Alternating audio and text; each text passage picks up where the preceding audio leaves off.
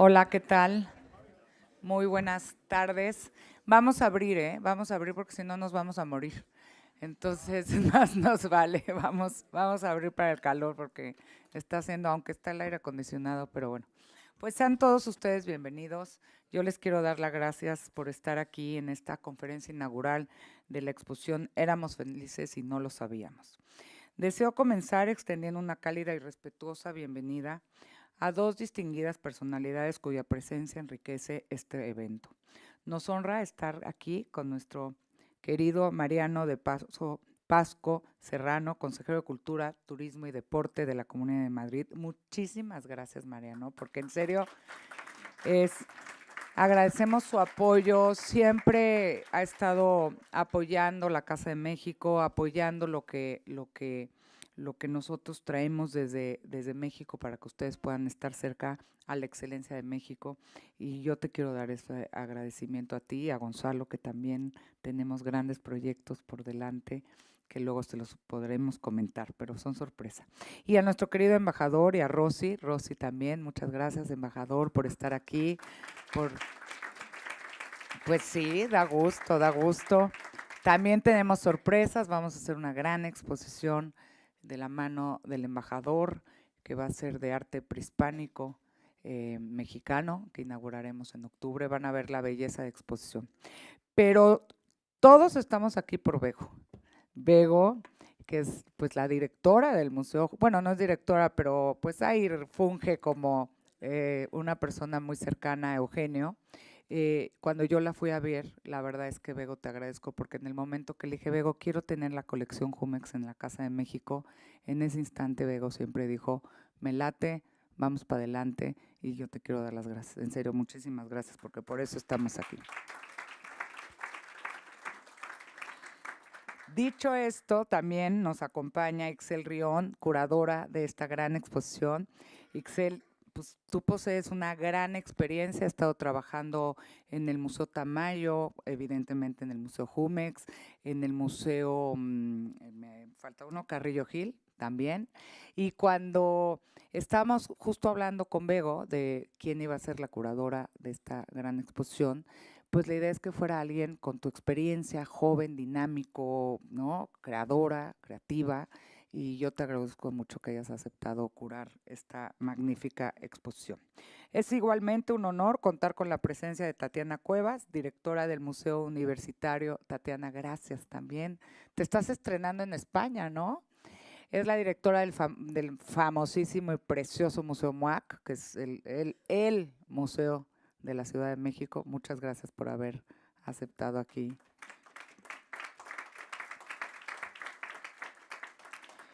Tatiana es una reconocida investigadora y curadora con una destacada trayectoria en instituciones de prestigio internacional. Bueno, está Cuauhtémoc también aquí, que yo les pido otro aplauso también para Cuauhtémoc, que es grande entre los grandes. Muchas gracias, Cuauhtémoc, por estar también. Siempre nos apoya, ha curado exposiciones en la Casa de México y desde que iniciamos hace 6 años siempre has estado apoyándonos. Muchísimas gracias. Además, tenemos el privilegio de contar con la presencia de uno de los artistas. Está Jorge Méndez Blake por acá, está Rafael Lozano Gemer por allá, que ahorita nos van a acompañar, grandes artistas mexicanos. También de manera virtual va a estar Sofía Taboas, Laureana Toledo e Iñaki Bonillas. La exposición Éramos felices y no lo sabíamos nos ofrece una reflexión sobre el arte en México durante los años 90. Una época de gran efervescencia creativa, que justo ahorita comentaba con algunos de los artistas que van a estar con ustedes, que otra vez está viendo en México esta ola creativa maravillosa, dinámica de los jóvenes artistas. Y yo creo que México no deja de dar esta gran, ¿no? Estas camadas de mexicanos artistas maravillosos. A través de 65 obras de Ixel Rión nos invita a recordar con nostalgia la juventud, la libertad y la comunidad artística de ese tiempo.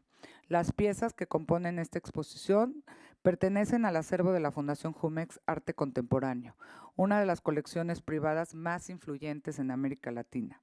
Este proyecto no habría sido posible sin la visión y el compromiso de su presidente, de Eugenio López Alonso, quien ha sido el pionero. Yo, hasta donde me dicen, pero ya nos platicará Bego al rato, si puedes.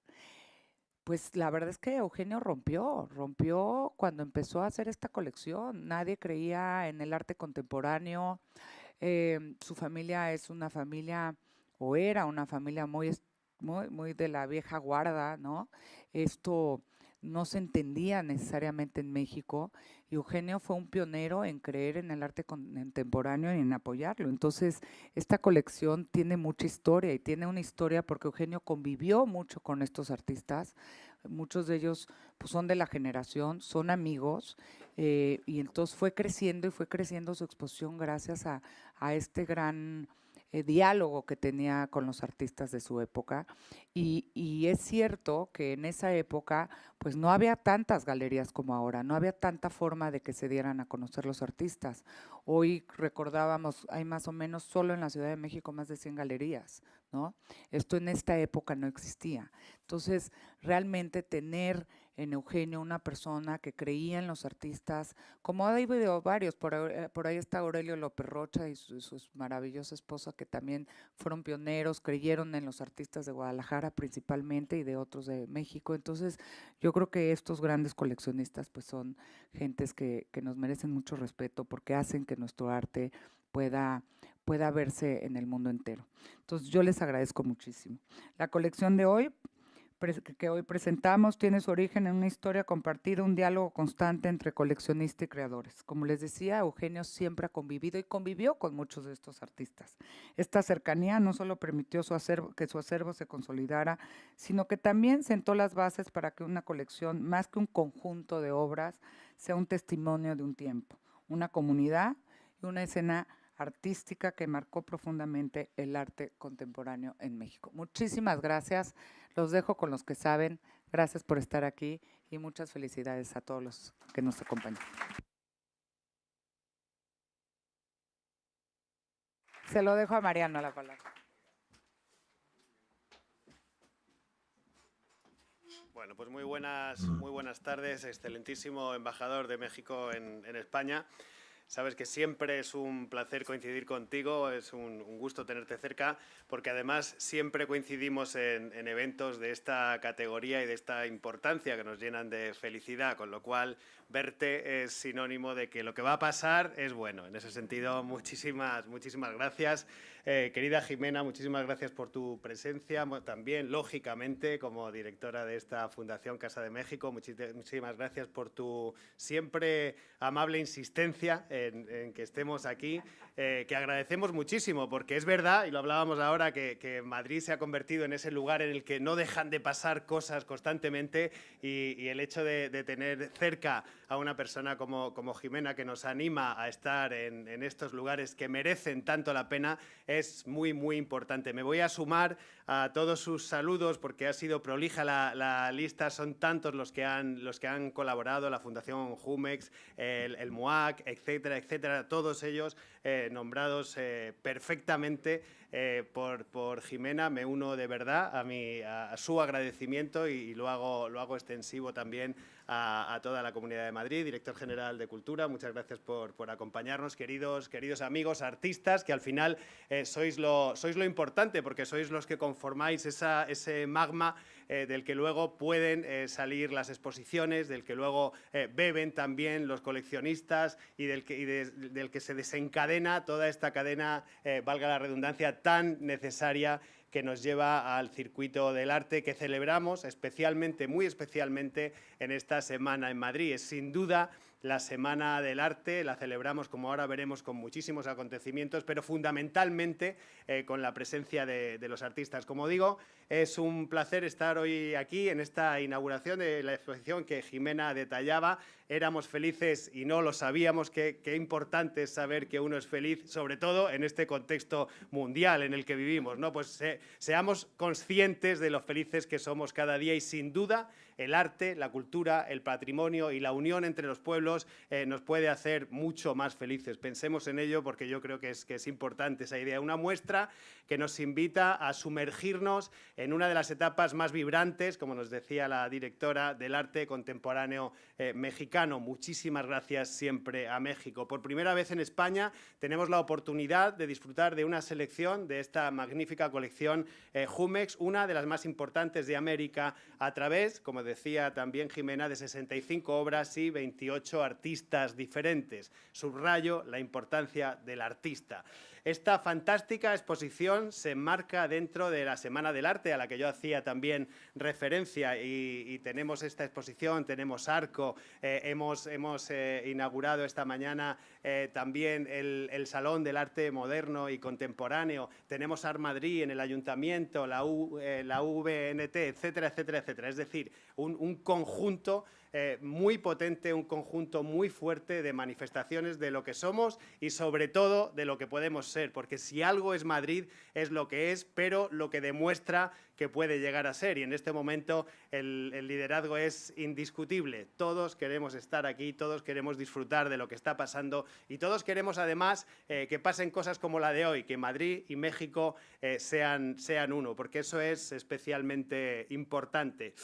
Todas nuestras galerías son también importantes en este entramado del que estábamos hablando, porque es muy importante el dignificar y subrayar la gran labor que están haciendo las galerías en este tejido del arte contemporáneo. Galerías que siempre decimos desde el Gobierno de la Comunidad de Madrid, en todas nuestras visitas, en todos nuestros paseos, en todas nuestras muestras, que son realmente esos pequeños museos gratuitos a pie de calle, esos pequeños museos gratuitos que todo el mundo puede visitar. Madrid está llena de grandes museos, no solo la capital, sino también esos otros 178 municipios donde se pueden visitar grandes manifestaciones artísticas, pero también ese entramado, como digo, de pequeñas galerías que nos muestran tanto y tanto y tan nuevo, que esto es lo importante. Además, esta muestra de la que estábamos hablando no solo destaca a Madrid en el mapa del arte internacional, sino que también fortalece los lazos entre España y México, es decir,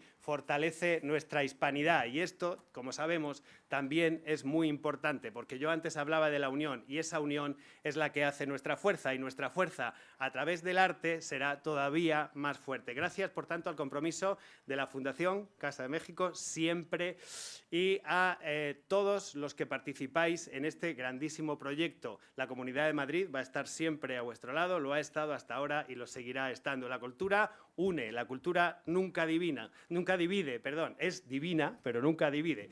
Y este es un claro ejemplo de cómo el arte tiende puentes entre nuestras sociedades. Madrid y México están indisolublemente unidas por su historia, por su cultura y por su voluntad de construir un futuro compartido. Acabo ya invitándoles a disfrutar de la magnífica exposición que veremos ahora, donde el arte, como digo, no tiene fronteras. España y México siguen dialogando, enriqueciéndose y mutuamente y celebrando todo lo que nos une entre estas dos naciones hermanas. Muchísimas gracias.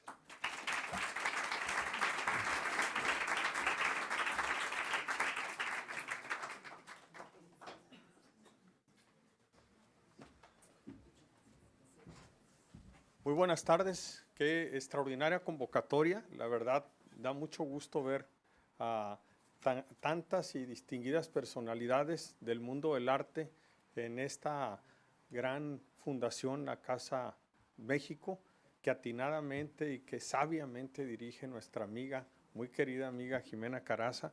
Realmente, Jimena, has hecho muy grande esto y esto es un reflejo del gran trabajo que día con día haces tú junto con tu equipo, enalteciendo y fortaleciendo la imagen y proyección de nuestro país. Felicidades nuevamente a ti y a tu equipo. Mariano es un gran aliado, siempre preocupado y sobre todo ocupado por estar cerca, presente y buscando ver la manera de cómo apoyar y estar siempre de la mano con el arte de nuestro país. Por eso este evento tan relevante y que coincide la inauguración con la Semana del Arte en Madrid, que ya es tan relevante, tan famosa, tan destacada, pues nos hace sentirnos muy orgullosos de todo lo que hace y promueve la Fundación Jumex, que preside, dirige Eugenio López, pero a través tuyo, Begoña, nos da mucho gusto que haya ese empuje y sobre todo esa alianza aquí en Casa de México, en España. Enhorabuena, va a ser muy exitosa, maravillosa, va a tener miles de visitantes por lo bien puesta que está y por lo mucho que hay que reflejar en torno al arte contemporáneo, que como bien dijo Jimena, rompió todas las barreras y los esquemas y lo ha hecho muy grande y relevante en nuestro país. Así es que enhorabuena y felicidades. Jorge Abascal, nos da mucho gusto también que nos acompañes, que estés presente. Y bueno, pues los expositores que son a quienes queremos y deseamos aprender y escuchar, muy bienvenidas y bienvenidos a todos. Enhorabuena, que sigamos disfrutando mucho esta gran Semana del Arte aquí en Madrid y que venga cada vez más y más gente. Que viva México y que viva España.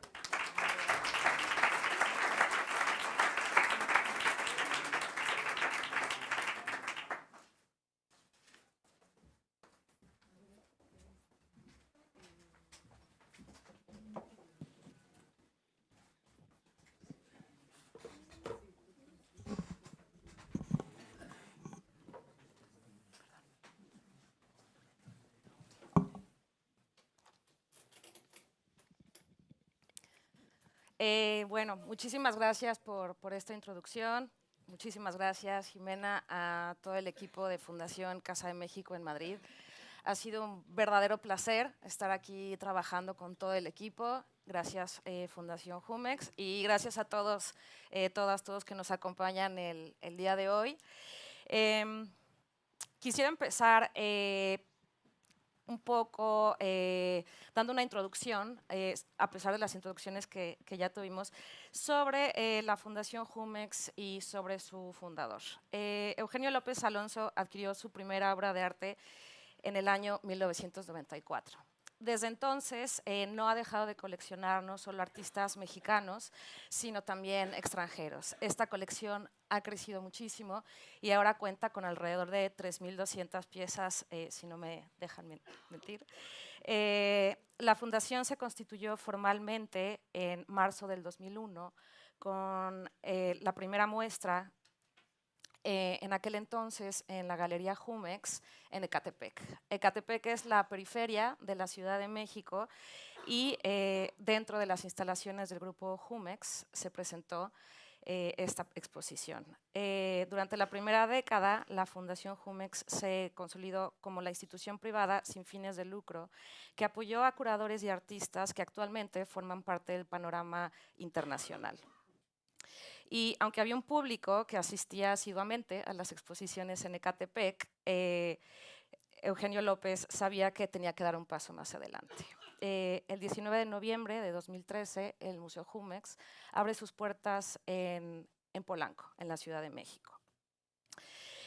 Es importante mencionar que Fundación Jumex también tiene un importante programa de becas y patrocinios que amplían aún más su alcance e impacto dentro del arte contemporáneo. Durante estas 2 últimas décadas, la Fundación ha proporcionado cientos de becas y patrocinios para la producción de arte contemporáneo y proyectos independientes. También tienen un amplio programa de publicaciones que difunden más aún el arte contemporáneo. Como repito, tanto mexicano como internacional. La exposición, que lleva como título y que inauguramos el día de hoy, Éramos felices y no lo sabíamos, es un retrato evocador a una de las etapas más vibrantes del arte contemporáneo en México. La exposición muestra, como ya comentaron, la obra de 28 artistas, más de 60 piezas, video, fotografía, instalación. y abarca casi 2 décadas de producción. Nos concentramos en finales de los 90 hasta la primera década de los años 2000.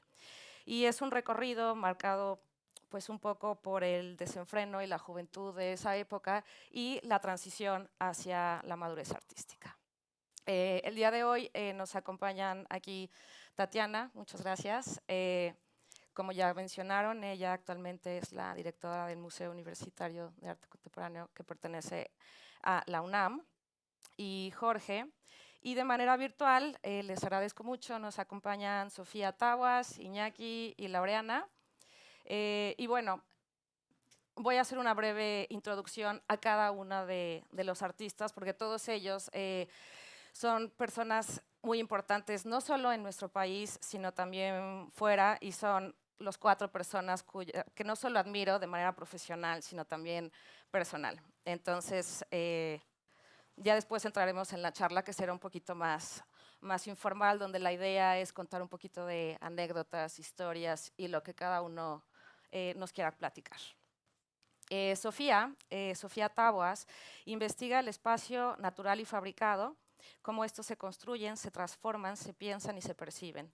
Las líneas de trabajo que ha desarrollado se definen al observar los elementos presentes dentro de su obra. Plantas vivas, abajo tenemos un buen ejemplo de plantas vivas o artificiales, mosaicos, equipos de alberca, materiales para construcción, materiales plásticos, los cuales utilizan la construcción de instalaciones y estructuras transitables. Estudió en la Escuela Nacional de Artes Plásticas, perteneciente a la UNAM, y fue una de las fundadoras de un proyecto artístico alternativo que se llamaba Temístocles. Su obra forma parte de colecciones como el Museo Amparo en Puebla, el Museo Universitario de Arte Contemporáneo, Museo de Arte Moderno, Museum of Contemporary Art en Los Ángeles, entre otros. Iñaki Bonillas, parte de la fotografía, pero su práctica no es propiamente la de un fotógrafo. Si bien en varios de sus proyectos ha disparado el obturador, la materialidad de las imágenes impresas y la manera en que éstas intervienen en la mirada son los principales ejes que han definido su trabajo. Aprovecha y manipula los formatos, colores, texturas, encuadres, pigmentos, papeles, para explorar lo que se hace visible de la realidad y cómo esto condiciona nuestra forma de ver y de pensar. Aunque generalmente utiliza fotografías tomadas por terceros, Iñaki ejecuta complejos procesos técnicos análogos que ha preservado como una estrategia para experimentar con las posibilidades que ofrece el trabajo manual en la producción de imágenes. Su trabajo ha sido incluido en exposiciones e instituciones tales como Companion Pieces, New Photography en el MoMA de Nueva York, Punctum en Salzburg Kunstverein, La inminencia de lo poético en la Bienal de Sao Paulo del 2012, Little Theater of Gestures, Kunstmuseum en Basel y Malmo Constal, entre otros. Laureana Toledo es una artista visual autodidacta y su trabajo explora las relaciones entre distintos medios y lenguajes y la asimilación de la cultura popular y nuestros modos de la lectura de esta misma. Ha expuesto en solitario y de manera colectiva en espacios como East Side Projects en Birmingham, la Whitechapel en Londres, Museo de Arte Moderno en México, Red Cat en Los Ángeles, entre otros. Y ha gestado proyectos como curadora y en colaboración con Francis Alice, David Byrne, Lourdes Grobet y el grupo The Limit, entre otros. Su libro, The Limit, fue publicado por Trolley Books en Londres y salió a la luz en verano del 2009. Fue cofundadora de SOMA, que es un proyecto de artistas que data del 2009. Y actualmente reparte su tiempo entre la Ciudad de México y Londres, donde se encuentra actualmente, y recién está terminando una residencia como artista invitada a Gasworks. Prepara una pieza en colaboración con el bajista John Taylor. La pieza, en colaboración con la colección de Mick Jones, se expuso en el Museo Jumex precisamente en el 2019 y está terminando un documental sobre el punk centrado en la Ciudad de México que sale a la luz en 2025. Y por último tenemos a Jorge Méndez Blake, su práctica investiga el lenguaje, el texto y la historia de la literatura, además de las posibilidades de traducir la escritura a composiciones visuales y espaciales. La pieza que ustedes vieron al inicio en la escalinata corresponde a su trabajo, es de su autoría. También explora las posibles intersecciones, conflictos y conexiones que se generan por lecturas y traducciones nuevas entre la literatura, las artes visuales y la arquitectura. Su obra ha sido expuesta individualmente en diversos museos y espacios públicos, como el Palm Springs Museum en Estados Unidos, Kunsthal Mulhouse en Francia, Marfa Contemporary en el Museum of Contemporary Denver y el Museum of Latin American Art en Los Ángeles. Museo Cabañas en Guadalajara, Marco en Monterrey, Museo Universitario de Arte Contemporáneo, entre otros. Y bueno, dado que ya di el currículum de cada uno que me parecía muy importante, podemos dar un poco paso a esta charla y me gustaría empezar un poco con la intervención de Tatiana, ya que ella fue una de las primeras personas, de las primeras estudiantes en precisamente recibir una beca por parte de Fundación Jumex. Muchas gracias, Itzel. Pues sí, creo que las 24 años de distancia de la primera exposición de Jumex y los 31 años de distancia desde la primera obra que colecciona Eugenio López, nos permiten ya con estas décadas a posteriori, poder ni siquiera analizar, sino percatarnos de la importancia de ese primer ojo y de ese primer esfuerzo y de esa convicción que tuvo al iniciar esta colección. Si bien fue la primera colección internacional de arte contemporáneo en México, fue muy importante el apoyo que dio a los artistas nacionales, a estos artistas que en los años 90 pues estaban con precisamente la libertad que describe Ixel en su texto, esta libertad como muy relajada, ¿no? Muy de aventura, muy de experimentar, muy de probar. En Temístocles ya nos dirá ahorita Sofía cómo pues realmente la idea era colaborar, conversar, intercambiar ideas, crear cosas y muchas veces destruirlas, todas se iban a la basura. Cosa que hoy en día no hay artista que no conserve hasta el último alfiler que utiliza, por si acaso pudiera ser importante en el futuro. Entonces creo que ese ambiente relajado, pero muy, pues muy disidente de alguna forma, fue lo que conformó los 90s. Son las piezas que con nostalgia yo vi ayer en esta exposición que muy puntualmente recorre buena parte de los artistas que marcaron esa diferencia en los tardíos 90s o durante los 90s y después en los 2000s y que pues 20 años después están posicionados y han seguido produciendo a nivel internacional y por supuesto contribuyendo con la continuación y reflexión de lo que debe ser el arte hoy en día, qué es lo que a lo que responde sin estancarse, ¿no? Que eso es fundamental. Y sí, creo que otro aspecto muy importante, hay dos aspectos que quiero mencionar brevemente. Uno, ciertamente el de los apoyos que dio Jumex, no solo a los artistas con adquisiciones, sino también con la posibilidad de presentarle proyectos a Eugenio a través de Patricia Martín, que tuvo también la agudeza y la valentía de iniciar esta colección junto con Eugenio, pero apoyaban también proyectos que estaban en papel, ¿no? Poder apoyar esa producción. Y por otro lado, como fue mi caso, el apoyo de los estudios en el extranjero. Junto con Gardi Emmelheinz, Jimena Costa y yo fuimos las 3 primeras becarias de Jumex.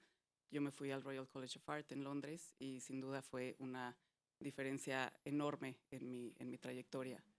Y otra diferencia enorme fue mi trabajo previo con Olivier Debras en el proyecto de Munal 2000. Yo fui su asistente de investigación y precisamente cuando estaban por empezar aquí con Cuauhtémoc la investigación de la era de la discrepancia, yo tenía la disyuntiva de me acababan de aceptar en la maestría, pero ese proyecto se veía que iba a ser muy importante.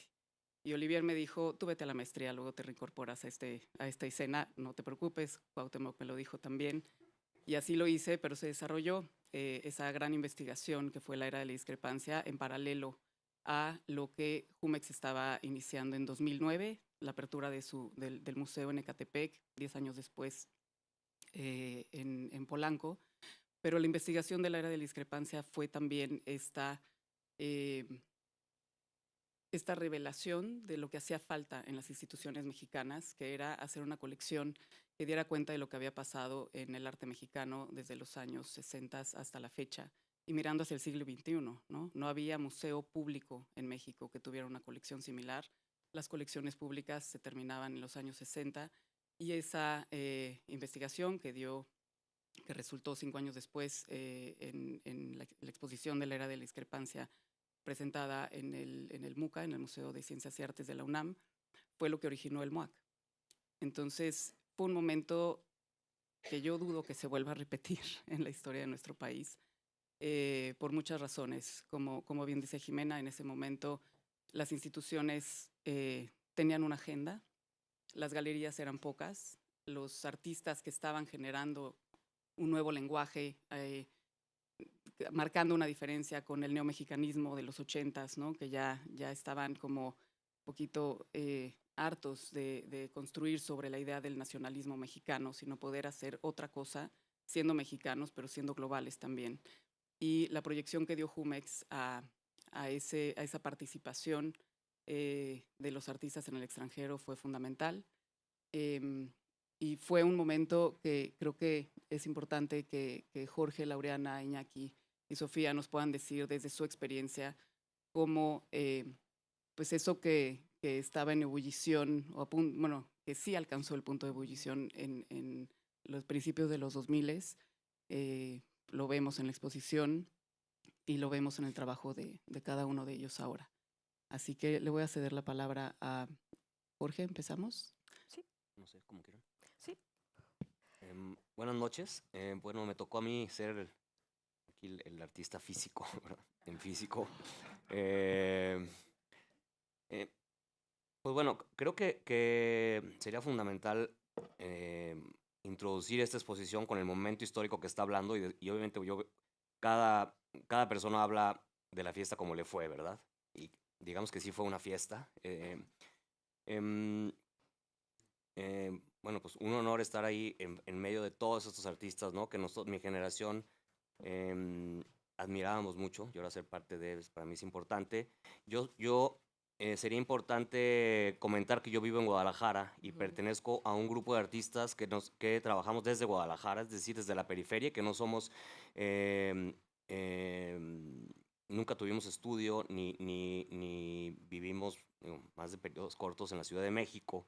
Y creo que había varias cosas que hay que poner aquí en la mesa para entender el contexto. Uno era, primero, pues el contexto era que era un páramo México, ¿no? Es decir, no existía el mercado en México, y eso, pues, para bien o para mal, nos dio ciertas herramientas para trabajar a los artistas. Es decir, al no tener la presión del mercado y pues en realidad había 2, 3 galerías, 4 galerías, pues de alguna manera te da cierta libertad y te da también una cierta camaradería con los demás artistas. Una cosa importante sería también este centralismo que sigue existiendo en México como país, ¿no? Que centra la cultura en la Ciudad de México.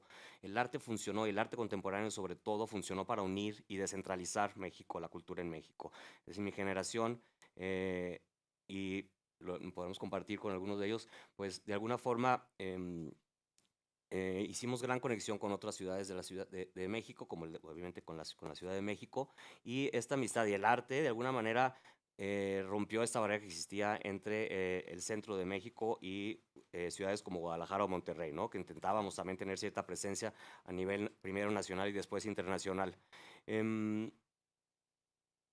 Creo también que importante que éramos muy jóvenes y también dependimos de otra cosa que fue importante, y ahora que estuvimos con lo del mecenazgo, de personalidades como Eugenio, ¿no? Que de alguna manera, al no existir mercado, el mecenazgo y el coleccionismo de alguna manera impulsó muchísimo, nos dio como ciertas herramientas y nos impulsó muchísimo a trabajar, ¿no? Desde colecciones desde Guadalajara, como colecciones obviamente en la Ciudad de México. Otra cosa importante sería la importancia de los espacios independientes.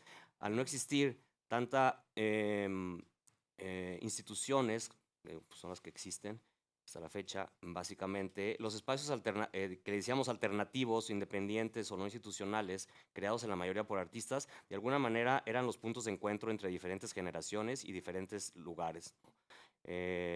Me imagino ahorita nos hablarán, por ejemplo, de Ciudad Sí, de México. justo me gustaría que entrara Sofía Tabas a la conversación, porque como mencionamos antes, ella fue una de las fundadoras de uno de los proyectos como más icónicos de la Ciudad de México, que es Temístocles.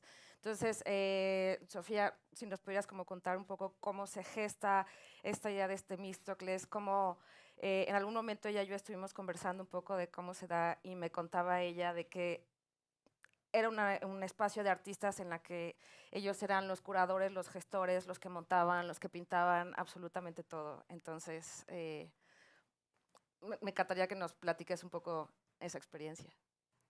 Bueno, gracias a todos por la invitación, Ixel, Casa de México en España, UMEX, y al público que está atendiendo a la charla. Bueno, rápidamente trataré de hablar del contexto del momento. Pues sí, éramos un grupo de artistas que vivíamos en una circunstancia totalmente distinta. Siempre me gusta decir que no existía el internet todavía, porque ahora parece algo que no, ni siquiera podemos comprender el mundo de esa forma, pero eso evitaba que tuviéramos mucha información, y la escuela tal vez no llenaba eh, las expectativas de muchos de nosotros. Entonces, cada vez que alguno de nosotros salía de viaje, traía información, traía libros, los compartíamos, discutíamos sobre el arte que veíamos y conocíamos en los libros o los artistas. Y de esa forma, y mucho discutiendo y compartiendo inquietudes de conocimiento, de experimentación, como bien decía Tatiana, se gestó y se hizo Temístocles 44. Fue para mi gusto un laboratorio que complementó en mucho la formación escolar o universitaria de nosotros. La verdad es que la escena era un México donde no existía el mercado y no había una expectativa de él. Creo que había mucho deseo por parte nuestra de hacer, de descubrir, de conocer, de compartir y de crecer juntos, pero sin ninguna expectativa de mercado. Como bien decía Tatiana, terminaban las exposiciones que nosotros hacíamos y se iba la mayoría de las cosas a la basura directamente, sin ningún, eh, sin ningún dolor, ¿no? O sea, era como, ¿para qué guardo esto? O a veces incluso, ¿para qué le tomo una foto? Entonces, bueno, creo que eso tal vez no teníamos mucha esperanza en el futuro, sin embargo, era una necesidad de hacerlo. Y este grupo de artistas decidimos primero reunirnos en nuestros estudios y discutir sobre textos o artistas que conocíamos o compartíamos nuevos. Y esto poco a poco conocimos a Aide Rovirosa, que es una persona muy importante en los 90s en la escena, porque ha apoyado mucho también, así como Eugenio, el arte contemporáneo en México. Y ella nos prestó su casa, que se situaba en una zona de Polanco que se llama Temístocles 44, la dirección, por eso se llamó así. Y decidimos que ya teniendo la casa no íbamos a hacer el uso de ella como estudios, sino más bien generar exposiciones, tratar de organizar todo lo que rodeaba al producto artístico, y de ahí todos funcionamos como curadores alguna vez, como difundíamos, hacíamos difusión, conseguíamos recursos, pagábamos producción, aunque fuera casi irrisoria, pero pagábamos producción, invitábamos a otros artistas a participar en las exposiciones. conseguíamos el patrocinio de las cervezas. O sea, realmente como que siento que fue un intensivo donde aprendimos mucho, muchos de nosotros, más bien, sobre todo algunos escribían muy bien, entonces eso también como que ayudó a que se desarrollara también esa parte, porque tampoco carecíamos también de esa crítica.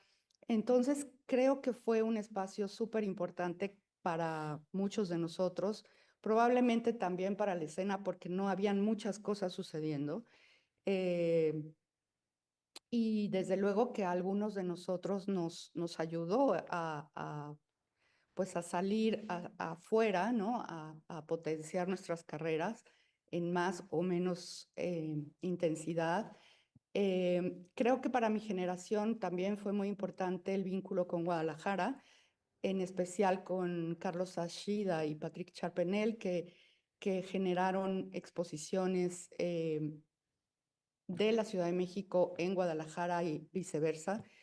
Y esto también como que generó como nuevos escenarios o el ingreso a los museos, por ejemplo, fue a partir de una exposición o museos oficiales que hizo en colaboración ellos dos en el Museo de Arte Moderno, que también creo que fue un momento importante, pero sin duda también creo que otro momento crucial y que cruzó muchos momentos o muchas coincidencias importantes fue el inicio de Jumex, del coleccionismo, donde de pronto ya había pequeños gestos de coleccionismo porque originalmente había una feria de arte en Guadalajara antes de la que hoy conocemos en la Ciudad de México, pero creo que de una forma tan seria, tan comprometida, tan grande o tan ambiciosa,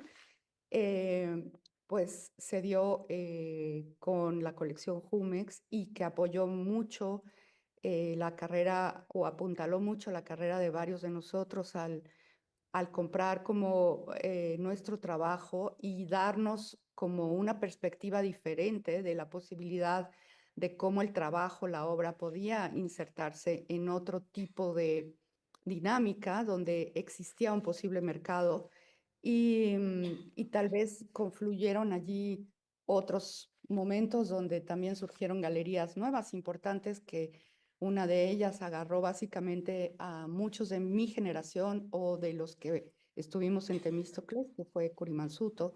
Entonces creo que fueron muchos momentos que se potenciaron para dar este como quiebre o este nuevo momento de la escena del arte en México. Y bueno, pues ya a nivel personal puedo decir que todo lo que me faltó aprender en la escuela fue Temístocles, desde luego, un laboratorio totalmente rico y disfrutable y importante, y que tal vez ya hacia el inicio de Jumex fue cuando realmente yo pude como definir un poco más mi trabajo hacia una intención más espacial, más de sitio específico. En fin, creo que fueron una década importante de desarrollo donde muchas cosas cambiaron en México y creo que a grandes rasgos es lo que se me ocurre ahorita decir así de bote pronto, y tal vez iremos complementando con lo que los demás aporten y podamos hacer preguntas o charla más cruzada. Gracias. Ahora que mencionas justo como el ejercicio de laboratorio que hacían en Temístocles, creo que la Ciudad de México también funcionaba de cierta forma como un lugar, un laboratorio, y precisamente la pieza que se exhibe de Laureana es un video en un edificio bastante icónico, sobre todo si eres del sur de la Ciudad de México. Está ubicado en uno de los ejes viales y es un time lapse desde que amanece hasta que anochece. Y yo soy del sur de la Ciudad de México y debo decir que me gustó mucho ese video en el multifamiliar Miguel Alemán, porque habla de un momento de crecimiento de la Ciudad de México, pero me gustaría que Laureana también nos platique un poco de cómo servía también la Ciudad de México como detonante de la producción. Hola, muchas gracias. Gracias por la invitación. Qué padre charlar con estos viejos amigos. Y pues qué padre también, digo, me encantaría ver la exposición. Ojeé el catálogo y pues se ve todo padrísimo.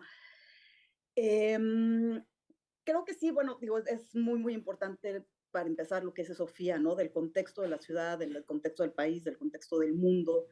Yo creo que, digo, evidentemente éramos otros, éramos pues más jóvenes, teníamos menos miedo, la ciudad era muy, muy, muy distinta como se conoce ahora. Y creo que básicamente de lo que hablamos todo el tiempo, los que hablamos de los 90s y de los 80s, es de la carencia, ¿no? No había espacios, no había lugares para tocar, no había escuelas, no había lugares donde exponer, no había galerías, no había museos. Entonces creo que, digo, o sea, a riesgo de sonar como muy nostálgica, creo que eso fue nuestra riqueza, pues, no tener era lo que nos hacía tener más, ¿no?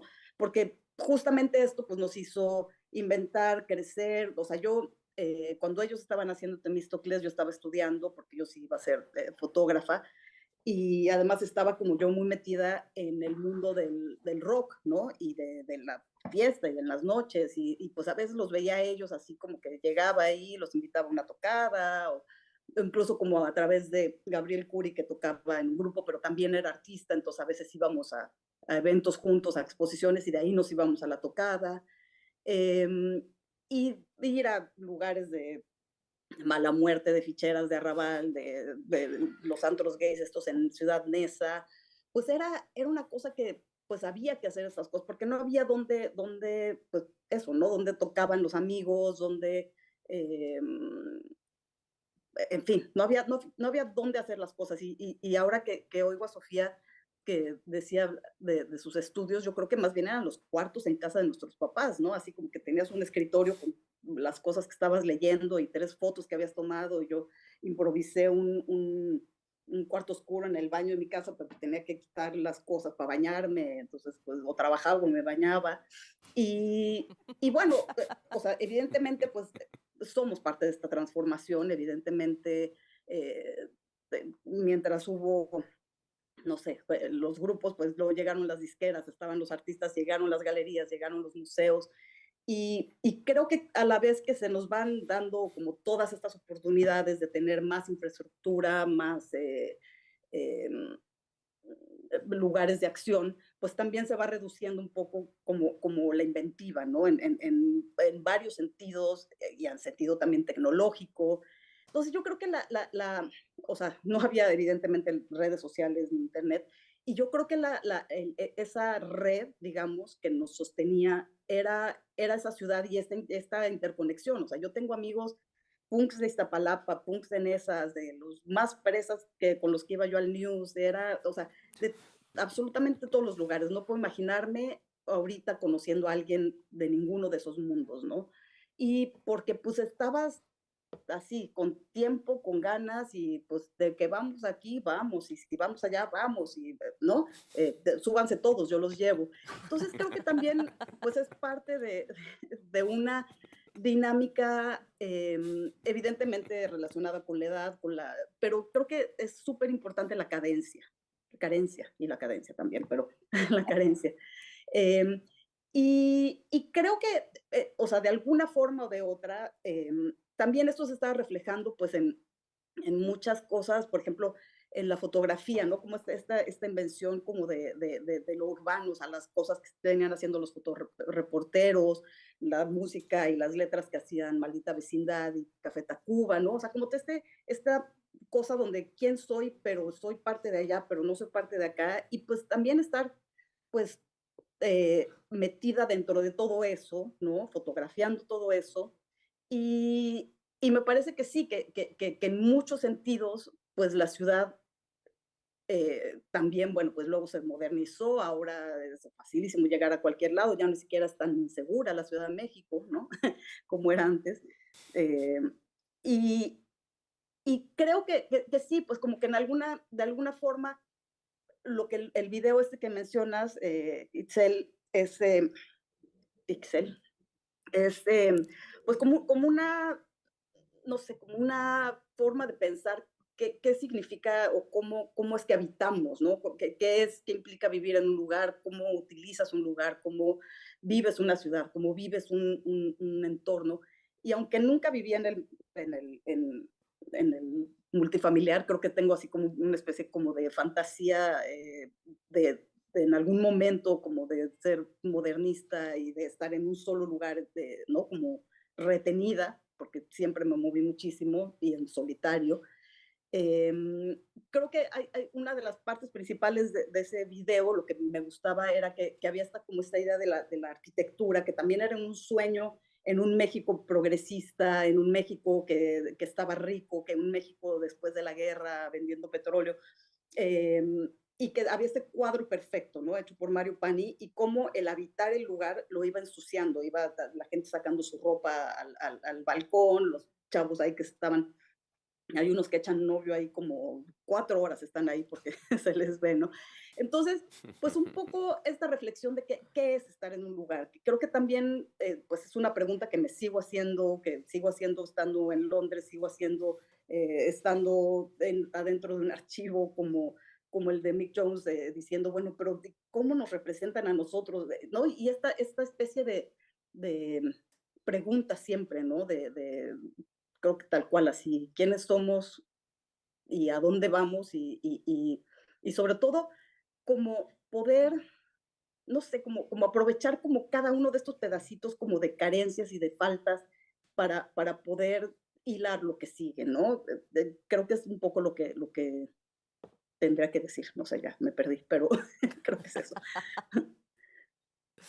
Eh, Me gustaría ahora platicar un poco con Iñaki, porque como les comentaba antes, si bien su trabajo se centra mucho en la fotografía y demás, hay una pieza en la exposición que es un poco una locura.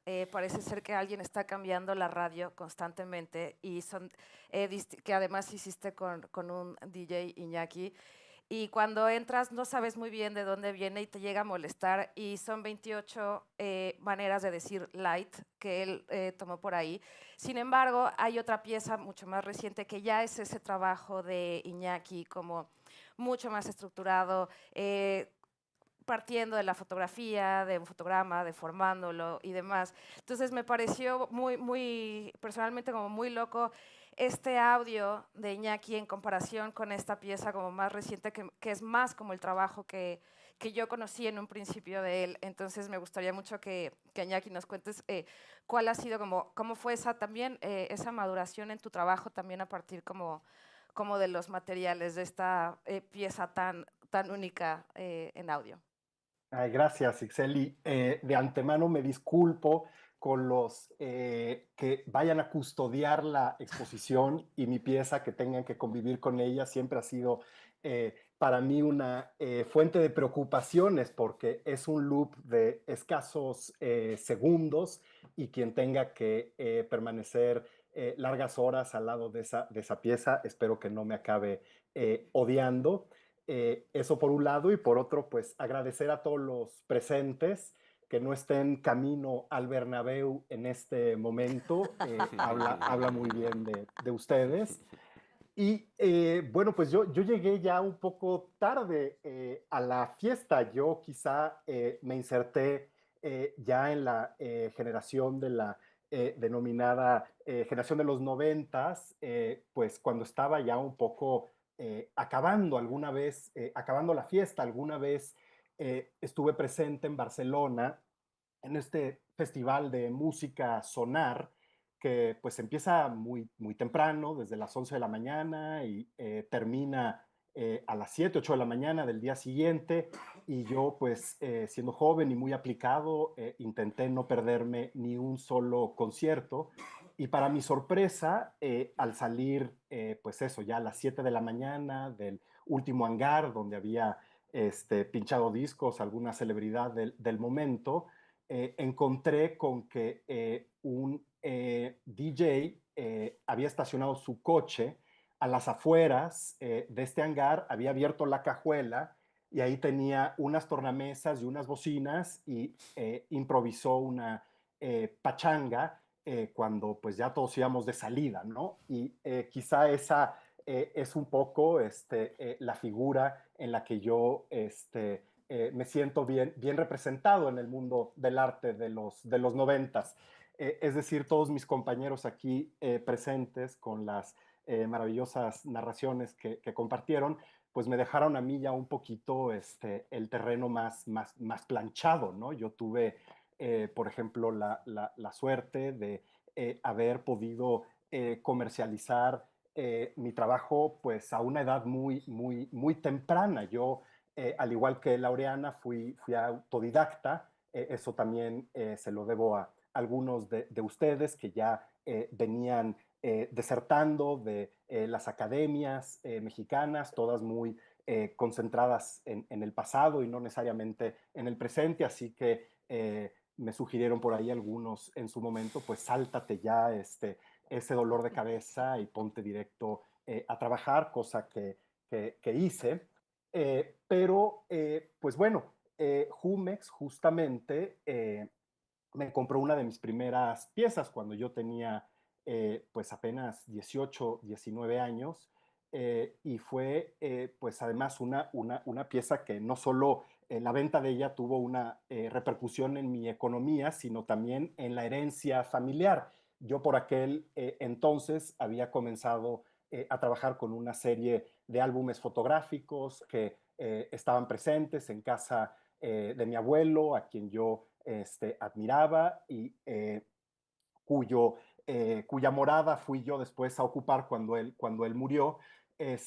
Hice uso de estos materiales en una obra que consistió en fotografiar todas las fotografías verticales de estos álbumes, cerca de 990, una instalación bastante grande que adquirió Jumex, y cuando volví a casa con el cheque y se lo mostré a mi abuela, ella no podía dar crédito, ¿no? Decía, no sabía, perdón que te lo diga, que fueras tan inteligente, vaya a poder vender no solo, digo, no las originales, sino las reproducciones, poder vender los álbumes familiares ya me parece, bueno, de una proeza bárbara, ¿no? Así que pues de aquí en adelante tú puedes hacer uso de este material indiscriminadamente, es tuyo, y nos saltamos a la generación a la que le tendría que haber tocado este material, ¿no? La generación de mi madre.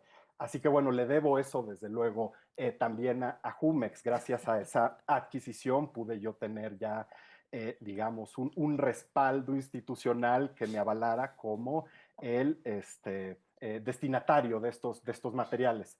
Pero volviendo, Ixel, a tu pregunta, pues esa obra que tú describes, 28 Light Tones, es yo creo que mi tercer trabajo y pues en aquel entonces mis materiales eran muy escasos. Yo llevaba ya un año viviendo por mi cuenta y tenía algunos libros y una colección de música muy insípida. Sin embargo, tenía un amigo, DJ Sondera, a quien acompañaba cada fin de semana a Tower Records de la zona rosa, pues adquirir yo algunos CDs. Él tenía un poco más de presupuesto y se compraba algunos viniles, y pues parte de nuestras tardes, de nuestro tiempo, lo empleábamos en escuchar esas adquisiciones y de vez en cuando en samplear y hacer pues algunas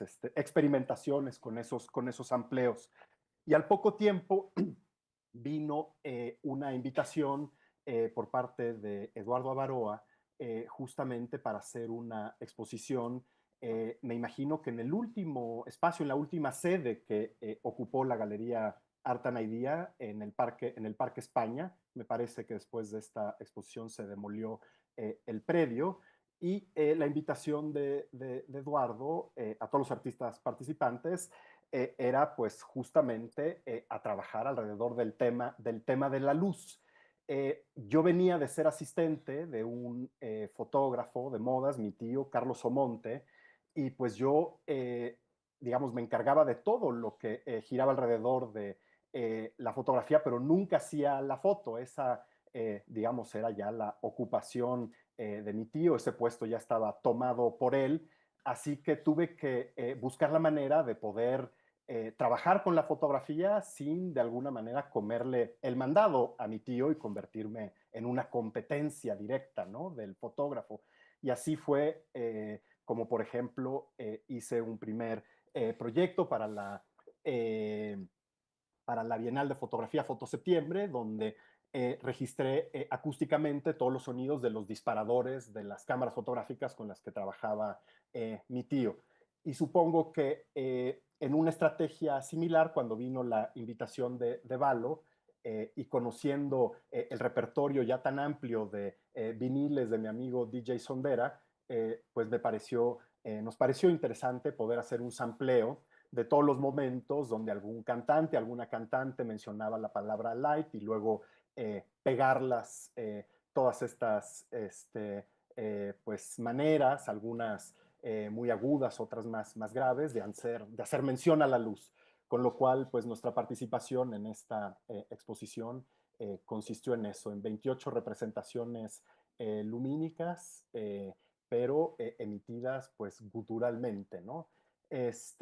Y bueno, luego ya, pues 10 años más tarde, que es la fecha de la que data el segundo trabajo que elegiste, Ixel, la estrella de mar, bueno, pues supongo que ya mis intereses se habían ampliado un poquito más allá de Tower Records y los discos de DJ Sondera, y por aquel entonces vi una película fascinante de Man Ray que se llama La estrella de mar. Y esta película, curiosamente, está filmada con un cristal antiguo que colocó Man Ray frente a la óptica de la cámara, con lo cual la imagen que nosotros vemos pues está bastante alejada de tener pues una estética estrictamente cinematográfica, más bien tiene algo casi pues cuasi pictórico, ¿no? Parecería casi eso un dibujo. Así que eso me dio pie a pensar, desde luego yo viniendo del mundo de la fotografía y habiendo trabajado tanto en el cuarto oscuro, pues cuántos de los inventos de cuarto oscuro no se los debemos a Man Ray y también en su momento a Lee Miller, su pareja y musa, que prendió la luz en un momento equivocado, dando pie, por ejemplo, a la solarización, estas imágenes híbrido que son positivo y negativo al mismo tiempo. Así que todo esto nada más para contarles que en algún momento hice un fotograma de la película La estrella de mar de Man Ray, donde vemos a un hombre y a una mujer acercarse hacia la cámara desde un camino distante. Y ese fotograma lo imprimí y después le pedí a un dibujante cuyos datos obtuve en el mostrador de la Casa de Productos Artísticos Serra. Ahí no sé si recuerden, debajo del mostrador hay un cristal con tarjetas donde pues algunos artistas, artesanos se anuncian y yo recogí ahí el nombre de un artista al cual invité a formar parte de esta colaboración que consistió en imprimir el fotograma, pedirle a él que hiciera un dibujo y luego yo fotografiar ese dibujo, pero alterando la fotografía con alguno de los inventos de Man Ray, del cuarto oscuro, volver a hacer un dibujo, volver a reproducirlo con alguna nueva alteración fotográfica y así hasta que esa pareja, digamos, pues con ciertos rasgos figurativos acaba volviéndose en una abstracción que con un poquito de imaginación uno podría verle cara de estrella de mar, ¿no? Y esta película de Man Ray a su vez es una colaboración que él entabló con el poeta Robert Desnos, así que pues yo me sumé a la cadena de colaboraciones, siendo ahora pues bueno ya 4 los que pues nos agarramos de la mano desde el poema, pasando por la película y finalmente a los dibujos y a las fotografías que están presentes en la exposición. Así que bueno, supongo que eso más o menos, ya prefiero no extenderme más, espero que responda un poco a la pregunta. Pues muchas gracias. No sé cómo vean todos. Abrimos un poco a preguntas del público, tal vez.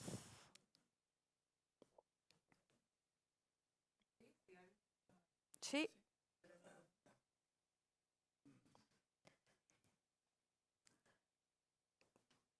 Tres, ¿Nosotros dos, uno. alguna?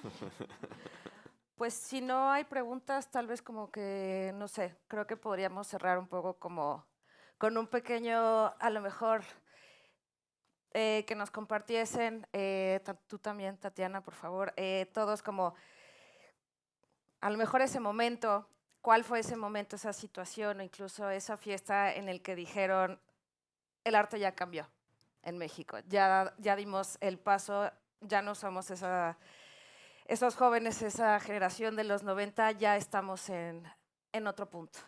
No sé, tal vez si empezamos. Pues es que yo creo que el internet, como decía Sofía, sí vino a cambiarnos cierta, bueno, obviamente cambió el mundo, ¿no? Pero pues antes yo me acuerdo que pues imprimías tus PDFs que hacías en Word y te los llevabas impresos de viaje para entregárselos a los curadores y conocieran tu trabajo. O sea, no había de otro. Y llevabas 4 o 5 engargolados en la papelería, ibas a Office Depot y ese era como lo más profesional que podías hacer. Me acuerdo de Luis Miguel Suro, que fue el primer artista que yo conocí que sí sus tarjetas que decían artista. Y decían, oye Luis Miguel, pero sí, no, claro, por supuesto, o sea, no son utilísimas. Y ahí estamos todos haciendo tarjetas, 5,000, ¿verdad? Porque te hacen 5,000 siempre, que ya no sabía uno qué hacer con ellas.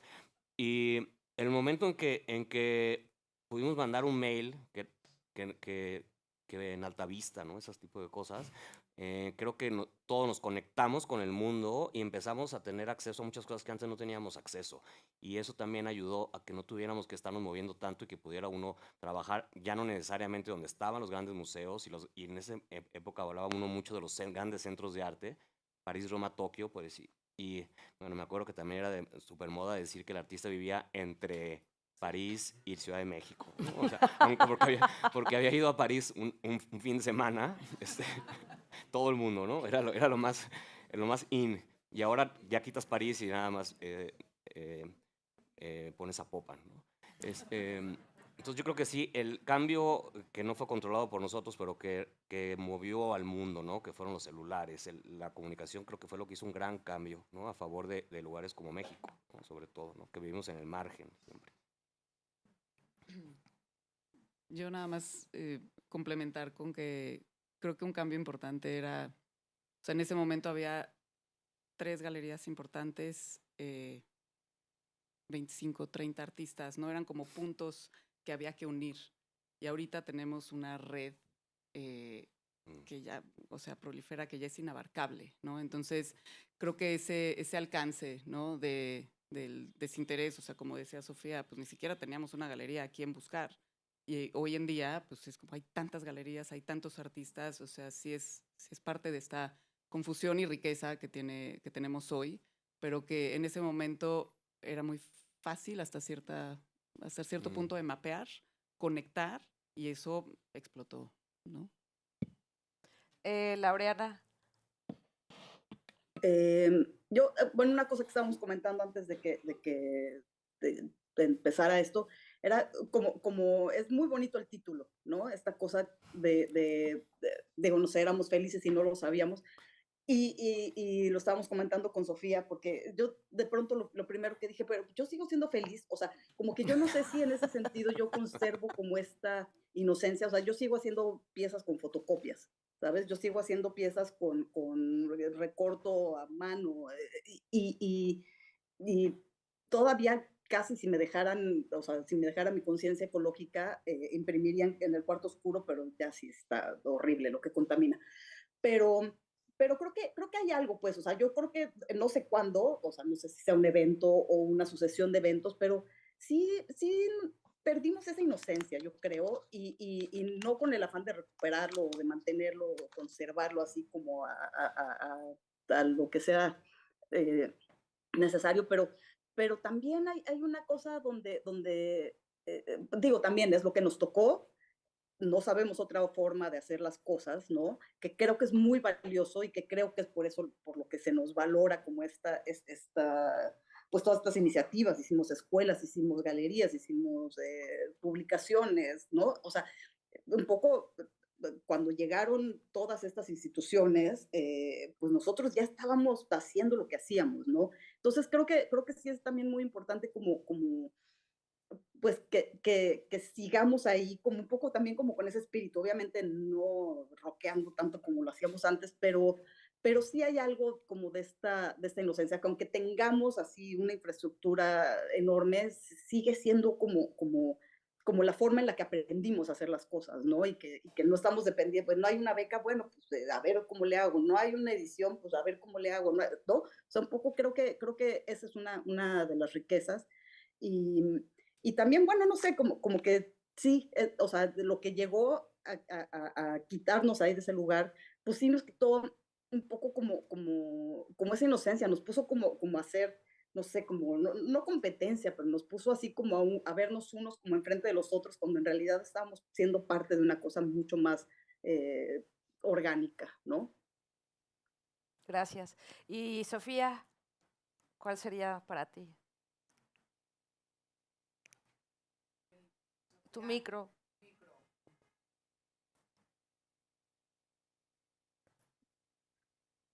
No lo quiero poner así tan dramático como dice Laureana, pero bueno, creo que finalmente son momentos distintos donde también había una voluntad por hacer, por conocer, por convivir, por interactuar, por colaborar.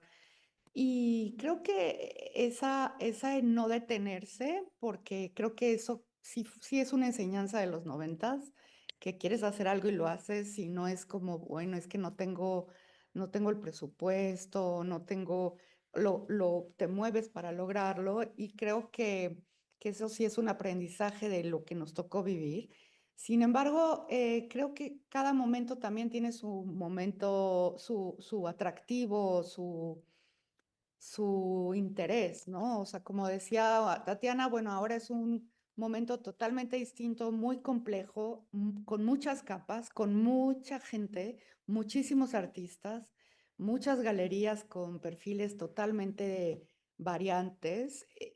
Creo que es una complejidad diferente y tal vez lo que sucedía antes era que de lo que menciona Laureana, de este momento donde, bueno, no importaba, era mucho más relajado, pero creo que también la entrada al mercado generó un parteaguas ahí interesante que hizo como, bueno, el que llegara un curador y seleccionara tu trabajo y no el de tu amigo, empezó a generar como, bueno, rutas, digamos, de las carreras de cada uno que se iban hacia un camino de profesionalización que no existía en ese momento y que probablemente, bueno, pues ya da pie a lo que ahora conocemos y de lo que ahora es y de lo que aspiran los jóvenes artistas, ¿no?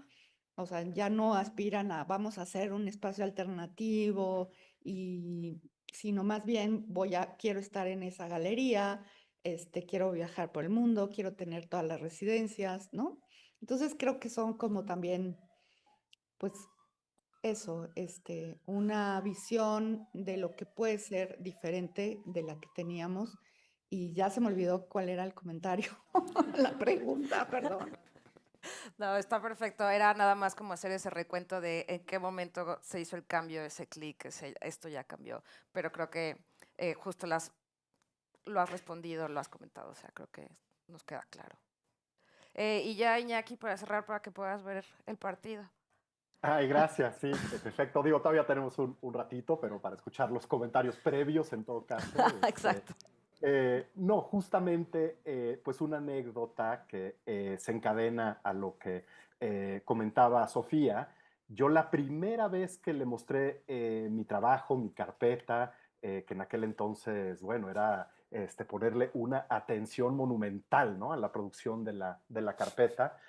La primera vez que se la mostré a un curador fue en casa del artista Fernando Ortega, en la Roma Sur, donde fuimos todos los amigos, colegas, en fin, a reunirnos, a escuchar música, a tomar unas cervezas mientras hacíamos cola para enseñarle nuestro trabajo a un solo curador. Hoy en día algo así pues sería impensable, ¿no?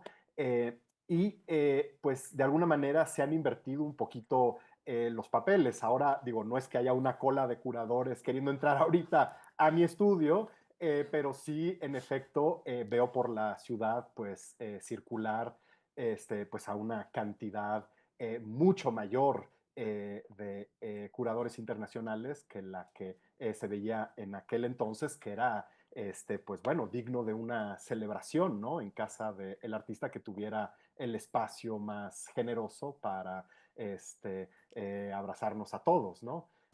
Así que para mí sí, ese es uno de los cambios más significativos. El orden de la fila se ha invertido. Pues yo creo que podemos cerrar nuestra charla. Muchísimas gracias a todos los asistentes. Creo que ha sido un pelín más largo de lo normal. Gracias a todos los que continúan. Gracias Iñaki, Sofía, Laureana, Jorge, Tatiana. Gracias. Gracias. Bueno, muchas gracias. Vamos a ver la exposición y va a haber un vino de honor para quien quiera. Gracias.